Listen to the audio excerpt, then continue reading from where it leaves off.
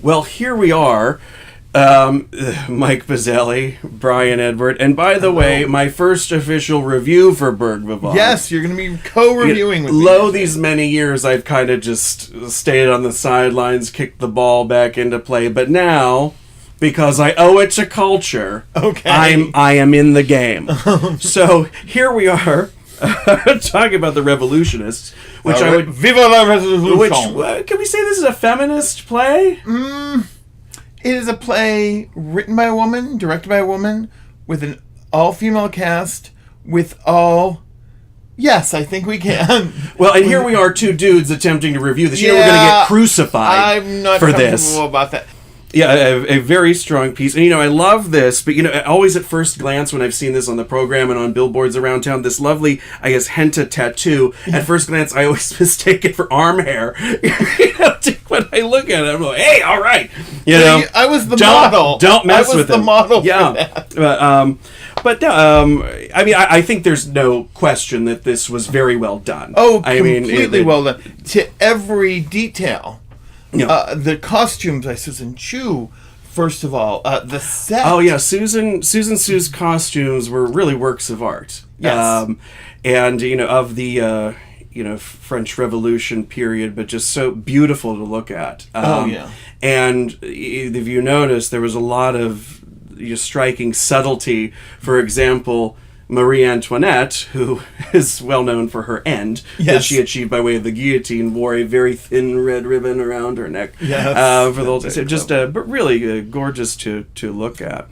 And Lauren Gunderson, the playwright, has had a lot of success, as a playwright recently.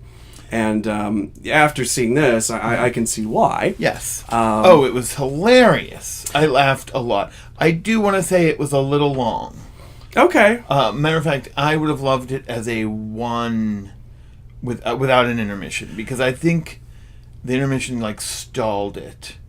Because it was just flowing and moving, and I think if we should have cut a little bit more of it, we could have had a one act, and it would have been flawless. But I'll say this about it: the premise, first of all, is it's sort of a fantasy of the famous French all the playwright. Women were real. Yes. But the playwright Olympe de Gouges, portrayed by Dana Michelle Griffith, channeling Lucille Ball. Yeah, it was very funny, and is sort of put into a situation with all of these other female revolutionists. Right, they all show up at her house. They were all alive at the same time. Charlotte Corday, Marianne. And Gilles, Marianne and Gilles, who was sort of the Cuban revolutionist that was railing against everything that was happening in France, and Charlotte Corday, who was an assassin, essentially. Yes. And Marie Antoinette, who was queen at the time, so it wasn't on the same level, but it was very interesting to put her into the mix. So it was sort of a fantasy that, if all of these women collided at that time, and it follows de Gouges sort of trying to write a play about it, and the language is very contemporary, and it's very funny. So there were a lot of pokes and jabs at the actual structure of theater and of a play. That was one of the things that was just a little bit too maybe I'm overly sensitive to that. There's a lot of theater talk. Yeah, but whereas if they would have stuck to the four women who all had very strong passions of where they were going and what they wanted in life. But I think they did come across. Oh, they did. I think it did. And massively active. To your point about, maybe it being a little lengthy and, the intermission stopped things, not to give too much away, but Act 1 is very different in tone than Act 2. Oh, yeah. And they let you know. Yeah. They let you know things are going to be changing. But so I think that, dividing it that way was appropriate. And as it sort of does poke fun at the structure of drama, Act 1, I think, is very much the comedy. Act 2 is the tragedy. Yeah. I mean, really, it's all very tragic considering you're talking about the revolution. Funny, though, too, still. Right, and that you can deal with these, the tragic issues of the revolution and also, women's rights in a very, very comedic way. Perfectly cast. Yes. Oh, my God. Drew Lee. It's just, I just laughed just thinking about her. Marie Antoinette. I mean, there's a lot to be said, but I think all in all, when you cannot possibly picture the play done with anybody else. Oh yeah, no. I mean, Shamika, you've got an excellent cast. Moira. They were all spot on, and I think this was a beautiful collaboration between actors, director, playwright, because it came off very well. But what the actors brought to there was so much nuance that they brought to their portrayals that couldn't possibly have been scripted. It was either, these directorial touches or these, nuances that the actors brought to it that just really made it soar and so very funny. I could not see Marie Antoinette any other way now. Oh my gosh, that she could, Drew Lee Williams, have a career playing this character. I mean, in commercials. I mean, really, just very funny.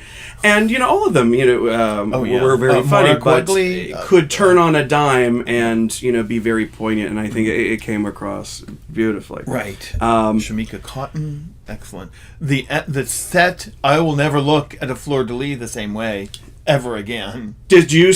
Okay, so it struck you as especially feminine as well. Well, yeah, that and what they said about it in the wilted fork. Oh, yeah, because they were... But no, the background is just probably 100 fleur-de-lis. Yes. And no, but didn't you find that they sort of... the plural of fleur-de-lis is fleur-de-lis. Yeah. But no, is it just me, or didn't you find that they all looked a little especially feminine? Yeah. Georgia O'Keeffe-ish. Yes, thank you. That's and so many of them, it was kind of... It was subtle, but once you got it, it was like, whoa, there's a lot of them up there. I'm sure any misogynist was saying, watching the play. But no, I know. I hope that was the intent of the design. Otherwise, I'm coming off like a total pervert. But no, I got it. I got it. And, I think that those that might be expecting a traditional linear plotline story, might be disappointed, but there's so much more happening. It's very smart. Meta. It's very meta. I enjoyed all of that. I enjoyed learning about these women in a funny, unique way. It's I need to... Because history is written by men. Mm. And it was great to see what women were doing. Because think about this, before Betsy Ross, did you ever, in high school... ever remember hearing about any other woman in history? I know. This is come on, it's time. And of course, it's difficult to watch this play and not be applying it to present context. Mm-hmm. And it doesn't hit that over the head. You're sort of left to walk away with that. But I mean, that's very present, I think, and especially considering that all of these women were executed for ridiculing the establishment, and God, actually just speaking up. Well, really, right, and if certain leaders had their way today, that might be off with their heads. Might be what's going on here. But yes, a lot of headless citizens in America. I think very, very a smart contemporary play. Yes, very well done from all aspects, from performance to direction to production. Very, very well done and very worth seeing. I would say a perfect cast for a very sharp contemporary play. Agreed. So think about it. The only women in history I know are all the ones that are mentioned in that song from Maude. The theme song. Lady Godiva was a freedom rider. She didn't care if the whole world looked. Okay, so you're learning because she rode the horse nude, right. Joan of Arc with the Lord to guide her. She was a sister who really cooked, which I thought was in poor taste. Very poor. But yeah. And then Betsy Ross had it also. And then there's Maude. That uncompromising, enterprising, anything but tranquilizing. Right on, Maude.